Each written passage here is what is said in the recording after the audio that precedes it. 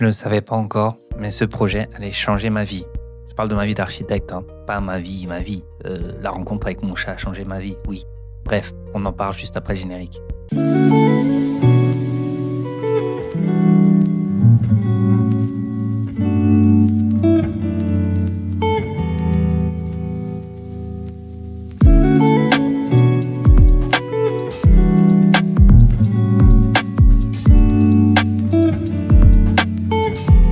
Je m'appelle Jérémy Barlin, je suis architecte depuis 15 ans. J'ai été formé à Paris. Ça fait 10 ans que j'ai ouvert mon agence et que j'exerce au Cameroun à Douala. Sur cette chaîne, je t'accompagne, je te donne des tips. Toi qui veux construire qui est à distance et qui veut en savoir plus sur le métier de l'architecture, ou toi alors qui est jeune architecte ou jeune étudiant et qui veut savoir comment ça se passe, ici je vous montre l'envers du décor. Alors aujourd'hui dans cette vidéo, je vais continuer ma série où je vous montre mon propre travail pour illustrer aussi comment ça se passe dans les coulisses de la conception, dans les coulisses de la construction. Si tu es encore là, c'est que soit tu fais partie de la diaspora ou que tu es un local, mais tu veux te lancer dans un projet architectural et tu veux te faire accompagner par un professionnel, je te présente en description ce guide des 11 pièges à éviter avant de te lancer dans un projet architectural. Tu y trouveras les situations les plus classiques qui se présentent et donc je t'invite à le télécharger pour poursuivre la discussion avec moi et prendre rendez-vous. Soit alors tu es un étudiant, tu es un jeune architecte et tu veux découvrir quelques clés et tu as besoin aussi d'être accompagné pour te lancer dans ta carrière d'architecture. Télécharge mon journal de procédure qui va te donner quelques bases, les questions fondamentales à te poser avant de te lancer. Et encore une fois, tu peux prendre rendez-vous avec moi. Sinon, je t'invite à t'abonner, à liker, à partager cette chaîne et puis on continue le reste de la vidéo. C'est bien de pouvoir alterner et la théorie et la pratique. Donc aujourd'hui, je vais vous présenter le projet le plus important de ma jeune carrière d'architecte parce que je considère que je suis encore jeune, hein, de toute façon. Voilà, c'est celui qui m'a marqué à plusieurs titres. Première raison, c'est parce que c'est le lycée dans lequel j'ai fait toute ma scolarité, le lycée français Dominique Savio, qui est situé à Douala. On a fait l'inauguration pour les 50 ans de ce bâtiment le 5 décembre 2022. Le lycée français Dominique Savio fête ses 50 années d'existence au Cameroun. Situé en plein cœur du quartier Koumassi à Douala, cet établissement scolaire a connu un parcours impressionnant de 1972, date de sa création à nos jours. Dans une ambiance particulière, des invités de marque, parés de leur plus belle tenue, le lycée français Dominique Savio célèbre avec faste et solennité 3 événements en un. 3 événements, c'est le cinquantenaire, le 50e anniversaire de l'établissement. C'est le 20e anniversaire de la première convention passée avec l'Agence pour l'enseignement français à l'étranger. Et puis c'est l'inauguration du pôle sciences, donc qui a 3 ans de travail sur le sujet. Donc il y a 3 raisons de faire la fête. Avec beaucoup de fierté que le lycée français Dominique Savio a retenu le projet de construction du pôle sciences de l'un de ses anciens élèves. J'ai eu la chance de pouvoir participer à cet appel d'offres que nous avons remporté. Et le fait d'avoir eu l'opportunité de travailler ici, enfin, pour moi c'est un honneur. Puis encore, je ne m'en reviens pas de voir ce projet 4 ans après mes premiers dessins réalisés. Donc non, c'est un très beau cadeau, un très bel honneur. Cette semaine, nous allons donc fêter les 53 ans. Donc ça fait 3 ans qu'on a inauguré ce bâtiment. Donc pour cette semaine spéciale d'anniversaire, je vous présente donc ce projet en mondio-visio. Donc asseyez-vous tranquillement.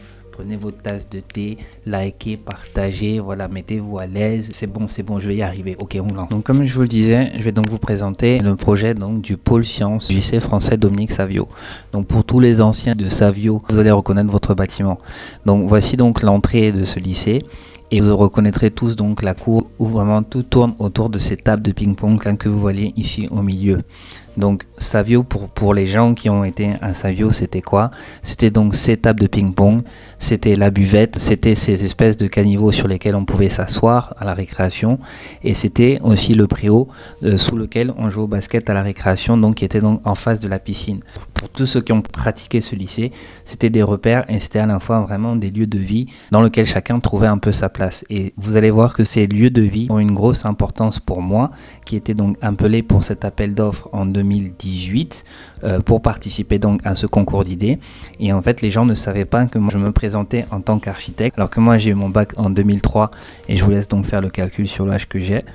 Voilà. Les gens ne savaient donc pas que moi j'étais donc ancien de Savio et j'ai donc participé à ce titre-là. On était une dizaine de cabinets d'architectes à y participer et c'est donc comme ça que donc moi je me suis présenté et que j'ai donc eu cette approche sensible parce que je connaissais le site par cœur. Et c'est pour ça que c'est vraiment important de pouvoir pratiquer le site. Quand vous faites un projet, vous êtes jeune architecte, il faut aller sur le site, il faut le sentir, il faut avoir des sensations, il faut s'intéresser à la manière dont on utilise un site, dont on le pratique, parce qu'il n'y a ensuite que comme ça qu'on peut vraiment faire une proposition qui colle vraiment à l'environnement. Donc les salles de sciences, pour ceux qui se rappellent, quand on entre donc dans la cour, si on tourne la tête à gauche, on a ces deux ailes qui finissent un peu en entonnoir et donc ça crée donc cet étranglement là qu'on voit à la fin et c'était vraiment toute cette aile là qui abritait justement toutes les salles de sciences. Autant vous dire que c'était mon bâtiment détesté. Je détestais cet endroit parce que j'étais nul en sciences, en physique, chimie, je vous raconte même pas. Donc je vous le disais plus tôt, ce lycée a 50 ans. Ce sont des photos que j'ai retrouvées sur internet. Cette configuration en entonnoir n'a vraiment pas bougé. Bon, vous voyez quand même qu'à Douala, c'était quand même un peu plus vert qu'aujourd'hui, mais on avait toujours cette configuration. Les tables de ping-pong n'étaient pas encore là, mais c'est vraiment juste pour vous montrer qu'effectivement, ça n'a pas beaucoup évolué. Donc on est toujours dans le site. Je vais vraiment aller pas à pas pour que vous compreniez vraiment toute la réflexion et tout le projet.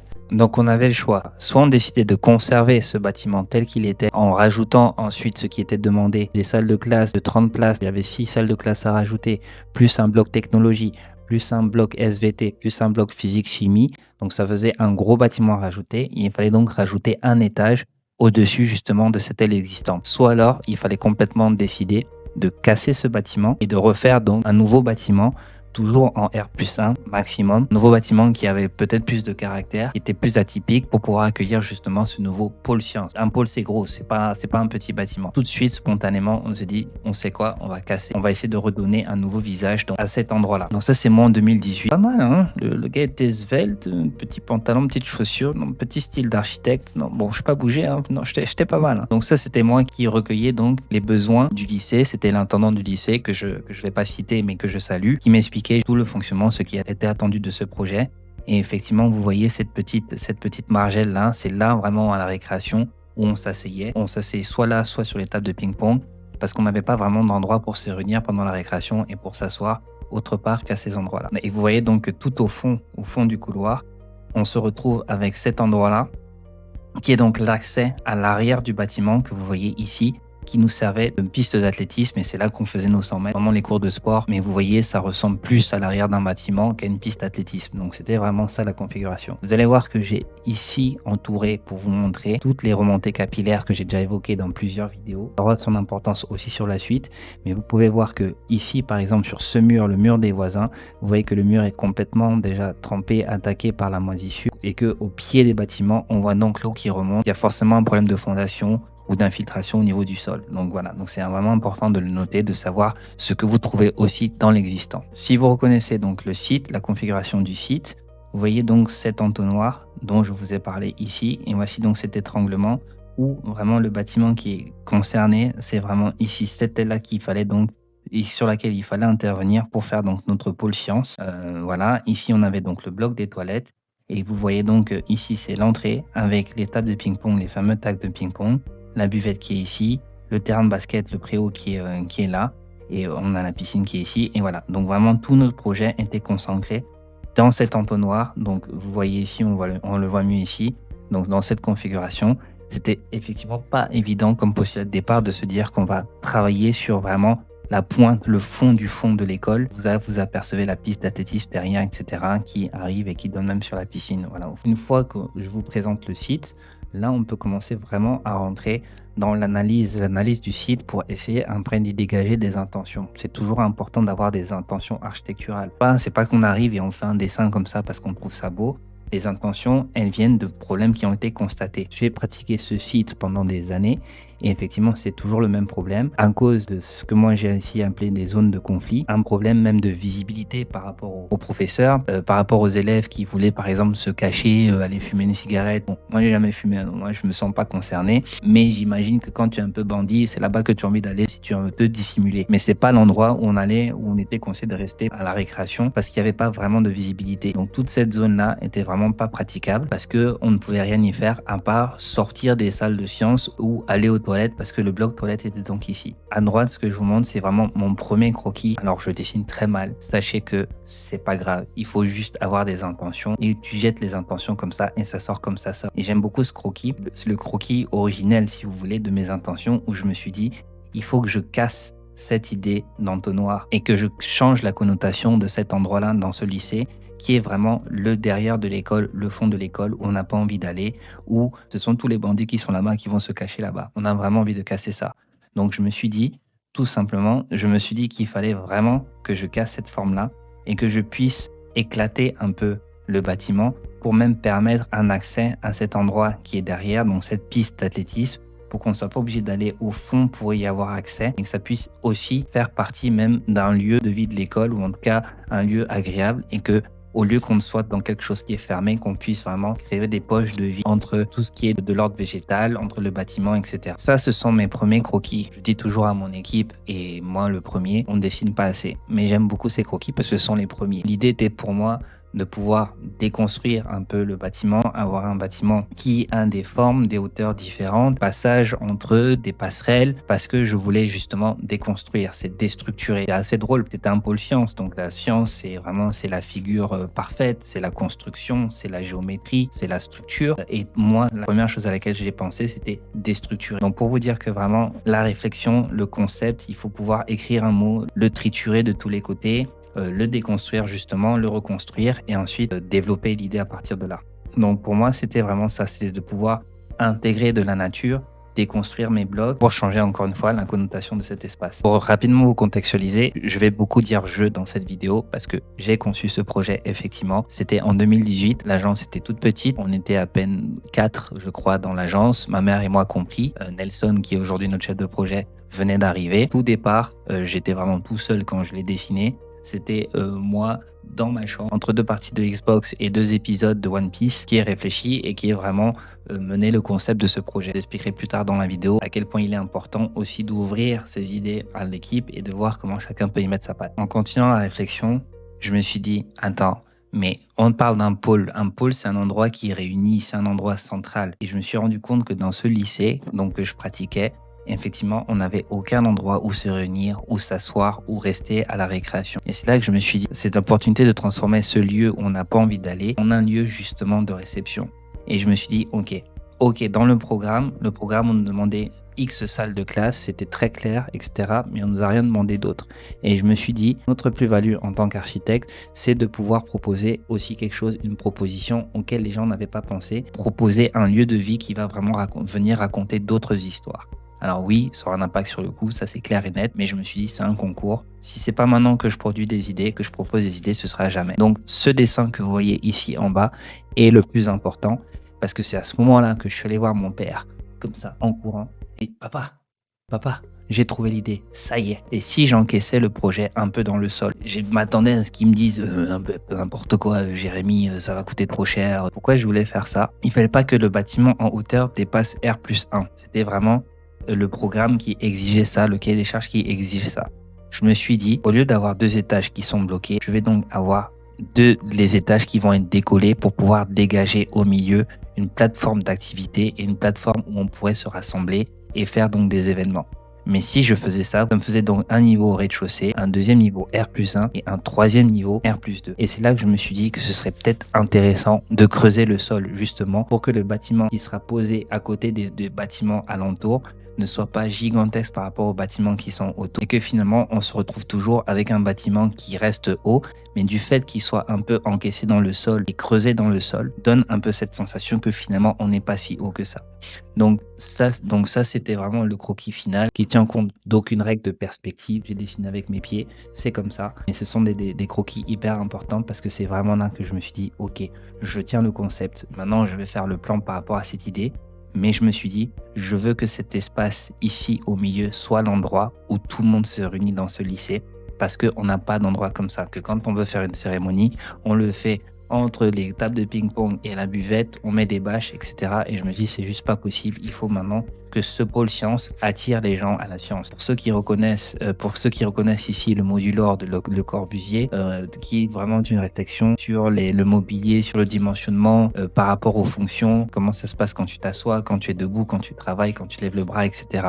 Et je me suis vraiment dit que je voulais que cette plateforme d'activité soit vraiment une plateforme d'expérimentation jusqu'au niveau du corps humain. L'archi, c'est aussi ça, c'est pas juste dessiner un bâtiment, c'est vraiment réfléchir à l'ergonomie, à l'espace et à la manière dont on occupe l'espace. En termes de courbe de principe, vous voyez donc en fait, vous regardez dans ce sens, A, B, C, D, etc. Vous voyez donc c'est ce bâtiment C qui était le bâtiment qui était concerné. Donc soit on le conservait et on construisait au-dessus, soit on disait de le retirer, ce qu'on a fait. Sauf que nous, au lieu de le retirer simplement, non seulement l'a retiré, mais on a aussi creusé. C'est ce que je vous expliquais donc. On a creusé pour pouvoir mettre donc plus bas nos salles de cours et notre bloc de technologie. Au-dessus, on a mis notre bloc de physique-chimie. Et vous allez donc voir qu'on a donc mis un peu en suspension le bloc SVT pour pouvoir avoir cette plateforme d'activité. Ici, je dirais entre le bloc SVT et le bloc de salle de cours pour pouvoir du coup avoir cet espace polyvalent qui n'était donc pas prévu dans le cahier des charges et que nous, on a proposé parce qu'on s'est dit il fallait que cet endroit vive. Et vous voyez donc que la différence avec la hauteur du bâtiment existant restait quand même acceptable justement du fait qu'on avait un peu creusé dans le sol. On avait créé ce passage à l'arrière pour pouvoir avoir du coup accès à cette piste et avoir donc cette respiration qui faisait justement qu'on cassait ce bloc monolithique qui nous forçait à aller au bout de la pointe du triangle pour faire le tour, etc. Donc c'était vraiment l'idée. Voilà, donc c'est un peu la même chose que vous pouvez retrouver ici. On l'a fait pour plusieurs raisons. Encore une fois, j'ai dit pour accueillir les gens et pour présenter une plateforme d'activité, mais aussi une plateforme pédagogique. L'idée était vraiment de pouvoir faire un jardin suspendu, ce qu'on a fait donc sur la plateforme, qui allait aussi servir de potager. Aujourd'hui, il sert de potager et d'expérimentation pour les élèves. Et le fait d'avoir ce dégagement allait aussi accentuer la ventilation naturelle. Et je vous assure que pour vraiment pratiquer le bâtiment là, quand vous mettez ici, l'air respire, les cheveux volent jusqu'au... C'est même trop beau. Bref, donc c'est ce que ça donne ici en élévation et en coupe, où là, on peut effectivement voir que quand on est ici à ce niveau, donc c'est le niveau 0 qu'on voit ici, et vous voyez donc que le bâtiment est un peu enterré dans le sol et qu'il y a donc cette respiration au milieu dont je vous parlais qui fait que donc on peut descendre ici pour arriver donc au niveau moins 130 pour arriver donc à l'arrière du bâtiment. C'est très intéressant pour moi de voir ces planches 7 ans après parce que je comprends toute la réflexion et que même 7 ans après, je sais que c'est ce qu'il fallait pour ce lycée-là, pour cet endroit. Donc le plan masse, donc on a toujours de toute façon cette forme en entonnoir. Donc notre bâtiment un peu vient s'inscrire comme ça dans le L par rapport au programme qu'on a placé. Mais l'idée était aussi de pouvoir proposer aussi un jardin qui devait se transformer aussi en lieu de vie avec des formes à la fois organiques et à la fois géométriques pour jouer entre la nature et la science. On a eu 2 versions du projet. La version qui a passé le concours et puis la version qui a été modifiée à la demande du maître d'ouvrage. C'est toujours intéressant de voir jusqu'où on peut aller quand le maître d'ouvrage vous y autorise. Donc la toute première version, vous avez eu le bâtiment existant. En architecture, c'est toujours important de tenir compte de son contexte. Donc la réponse qu'on a donnée, effectivement, c'était de pouvoir moderniser le lycée, mais je voulais qu'on puisse retrouver quand même l'empreinte et l'identité du bâtiment. Je me suis dit, attends, déjà que tu leur proposes de creuser le bâtiment dans le sol, si en plus tu leur fais des trucs qui sortent de tous les côtés, les gars vont pas s'y retrouver et ça va pas passer.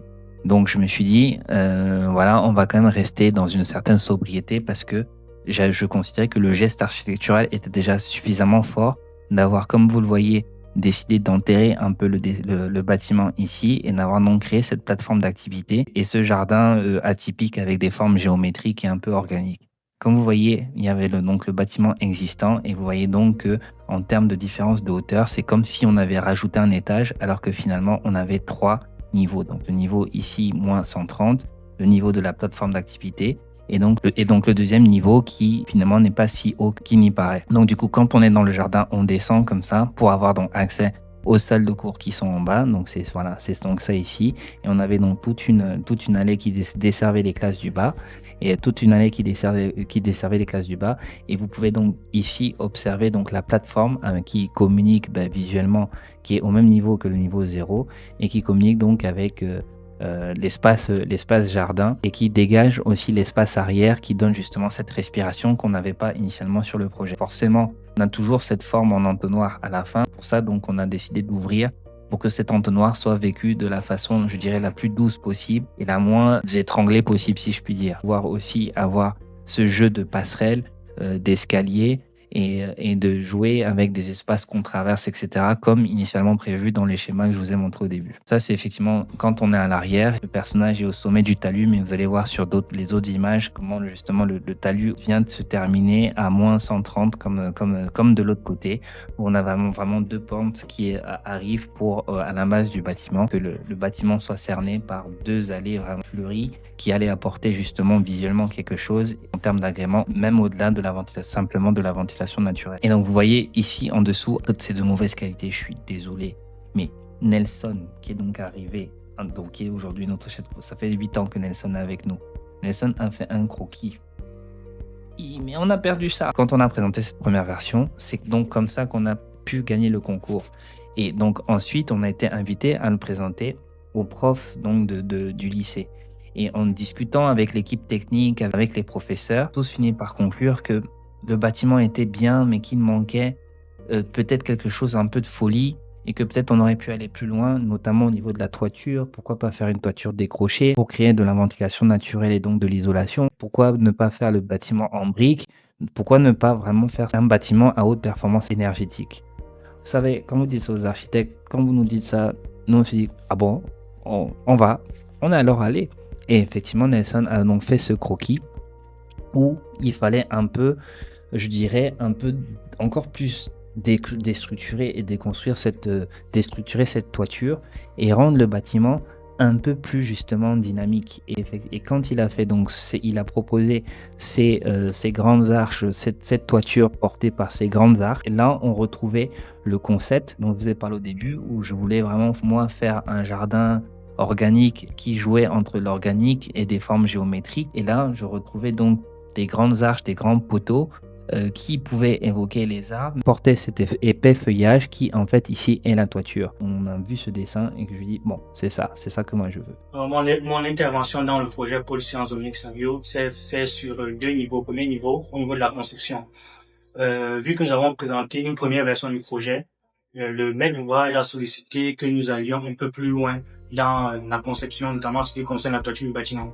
Donc là, il a retraité cette structure-là pour aboutir à ce qu'on appelle la double toiture ventilée, qui est composée d'une première toiture principale et d'une toiture secondaire qui est encastrée. Ensuite, le deuxième volet de mon intervention concerne le suivi des travaux. C'est-à-dire qu'en tant que maître d'œuvre, l'architecte est appelé à être régulièrement sur le site pour mener à bien le déroulement des différents travaux.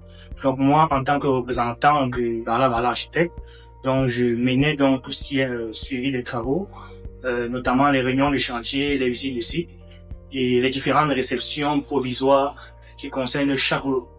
Donc à partir de là, c'est lui qui a dessiné le projet. Moi, j'ai seulement dit que ok, c'est bon. Maintenant, dessine ta toiture là, bizarre là, parce que moi, j'aurais pas su la dessiner à l'époque. Et c'est juste pour vous dire qu'effectivement, dans une agence d'architecture, c'est très bien d'avoir le concept, c'est très bien d'avoir l'idée et de pouvoir la mener jusqu'au bout.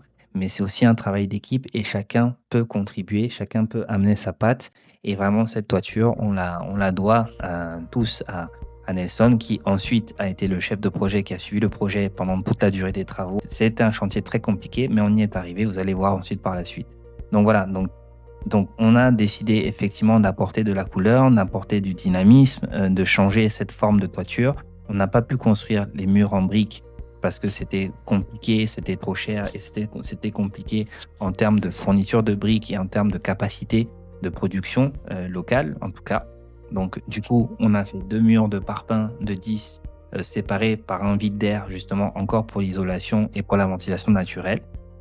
Ce qui marche quand même très bien, ce qui marche très bien au final. Quelques images de fin de chantier.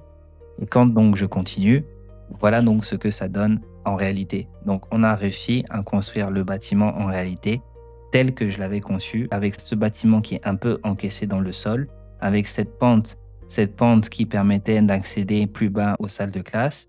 Des détails sur le plafond qu'on ne voit pas sur les images 3D, c'est juste pour dire que justement, que même sur le chantier, on peut avoir des idées, on peut travailler avec l'entreprise, on peut réfléchir à des idées, l'entreprise aussi peut donner ses idées. Les marches d'escalier étaient censées avoir un revêtement et que finalement, en cours de chantier, on a fait une proposition au client parce qu'on a eu cette idée de pouvoir graver des motifs dans les marches et de laisser dans le béton brut. Et voilà ce que ça a donné. Et on a tous adoré et c'est super et ça tient.